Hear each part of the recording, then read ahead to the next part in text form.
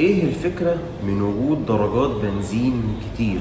يعني 80 92 95، وليه في عربيات بتشتغل بنوع معين من البنزين وما بتشتغلش بنوع تاني؟ وهل المقياس من استخدام نوع البنزين هو موديل العربية او سنة الصنع؟ يعني موديل 2020 يستخدم بنزين 95، موديل اللي راكبين عربيات مثلا التسعينات يستخدموا 92، اللي راكبين سبعينات او تمانينات يستخدموا بنزين 80. لا، مش هو ده المقياس خالص. بص يا سيدي، انا دلوقتي هقول لك الفروقات بين انواع البنزين وعلى اي اساس او ليه اصلا اعتمدوا اكتر من نوع من البنزين وعلى اي اساس هنستخدمه في عربياتنا. بص يا سيدي، كل موتور من المواتير بيبقى ليه نسبة انضغاط او اللي بيسموها الكومبريشن ريشيو. نسبة الانضغاط دي كل موتور بيتميز او بيبقى ليه رقم معين في نسبة الانضغاط. احنا مش هندخل في تفاصيل فنية كتير، لكن لازم نكون فاهمين او عارفين ان كل موتور بيبقى ليه نسبة انضغاط معينة. وكل ما المواتير بتتقدم اكتر او كل ما المواتير بتبقى حديثة اكتر واكتر، كل ما نسبة الانضغاط دي او الكومبريشن ريشيو دي كل ما بتزيد اكتر واكتر عشان الباور اللي بيخرجوا الموتور ده يبقى اعلى. نسبة الانضغاط دي او الكومبريشن ريشيو للموتور دي بتتحسب بطريقة فنية معينة ملناش دخل بيها دلوقتي، لكن من اسمها واضح كده ان هي حاجة فيها ضغط او عليها ضغط، وده بالفعل حاصل وهنعرف ازاي دلوقتي. بص يا سيدي، الموتور عشان يشتغل عشان يحرك عربيتك في قطعة جوه الموتور اسمها البستم او البستون. البستم ده بيشتغل ان هو بيضغط الهواء العادي اللي احنا بنتنفسه وبنزين. بيضغط الهواء والبنزين في شكل دورات او اشواط. طول ما انت بتتحرك وماشي بالعربية، الموتور او البستم بالاخص شغال عمال بيضغط هواء في بنزين، هواء في بنزين، هواء في بنزين. الهواء والبنزين دول بينتج عنهم العادم او الاكزوست اللي بيخرج عن طريق الشكمان من ورا. يبقى البستم يطلع يضغط هواء وبنزين، هواء وبنزين، هواء وبنزين، وينتج عنهم عادم بيخرج من الشكمان من ورا. الاشواط دي او الدورات دي عددها 4 اشواط او 4 دورات. احنا مش محتاجين نعرف منهم دلوقتي غير شوطين 2. شوط السحب اللي البستم بيسحب فيه هواء وبنزين، والشوط الثاني هو شوط الضغط اللي البستم بيضغط فيه الهواء والبنزين اللي هو سحبهم. اول ما البستم بيضغط الهواء والبنزين مع بعض، يقوم يجي البوجيه يدي الشرارة بتاعته، يقوم الخليط اللي البستم ضغطه ده ينفجر، يحصل انفجار. نتيجة الانفجار ده بينتج العادم اللي زي ما قلنا بيخرج من الشكمان من ورا. البستم بقى لما بيضغط الهواء، طبعا درجة حرارة الهواء بتزيد جدا جدا جدا جدا، لانك انت عملت تقليص للمساحة دي كلها والبستم طالع، فزنق الهواء قوي قوي قوي في مكان صغير. المكان ده درجة حرارة الهواء فيه زادت جدا جدا جدا جدا، بالإضافة إن كمان البنزين اللي اتخلط مع الهواء أصبح الخليط ده درجة حرارته عالية جدا جدا جدا لدرجات انتم مش متخيلينها. هنا بقى الزتونة أو الخلاصة اللي بيفرق نوع كل بنزين عن التاني هو مدى تحمله للضغط اللي بيعمله البستم عليه قبل ما البنزين ده يولع في نفسه. يعني البستم طالع طالع طالع طالع طالع عمال بيضغط في الهواء والبنزين، هواء والبنزين.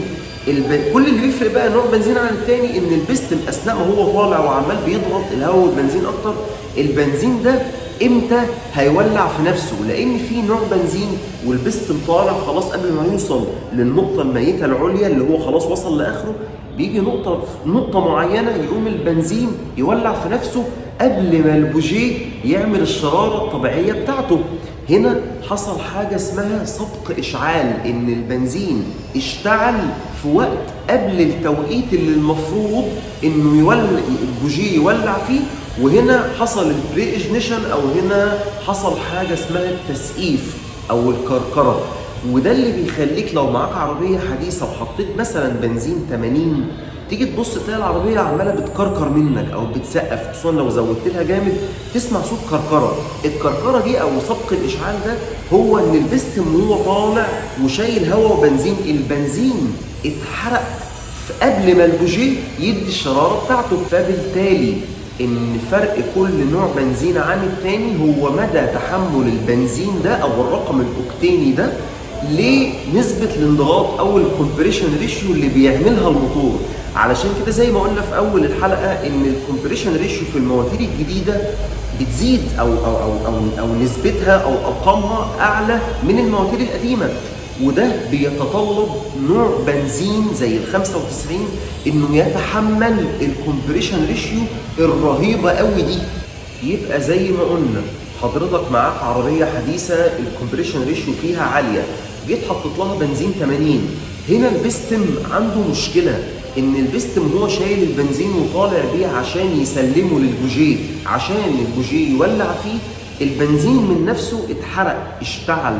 البستم هنا اصبح عنده مصيبه او كارثه، الا وهي انه بقى عنده نقطتين احتراق. النقطه الاولانيه هي النقطه اللي اشتعل فيها البنزين من تلقاء نفسه، والنقطه الثانيه هي النقطه اللي البوجيه عمل فيها الشراره. ما هو طبعا البنزين لما بيولع في نفسه يا جماعه ما بيولعش في نفسه بالكامل، بيتبقى شويه بنزين خام لسه ما اتحرقوش، فهم طالعين البوجيه يدي الشراره يقوم مولع، يقوم البوجيه يولع في حبه البنزين اللي ما اتحرقوش لسه.